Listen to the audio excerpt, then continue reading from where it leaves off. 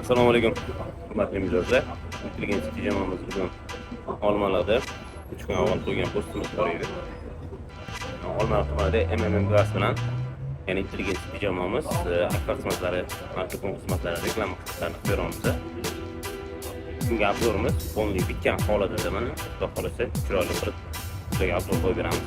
Bu yerga, ya'ni katta prorabimiz shu yerda polniy setiga qaraydilar o'zlari, sifatiga, ya'ni aksanikiga, reklamanikiga, pushatga, polniy prorabskiy sifatiga qaraydilar. Doktor akamiz buradan ham ozgina so'raymiz hozir.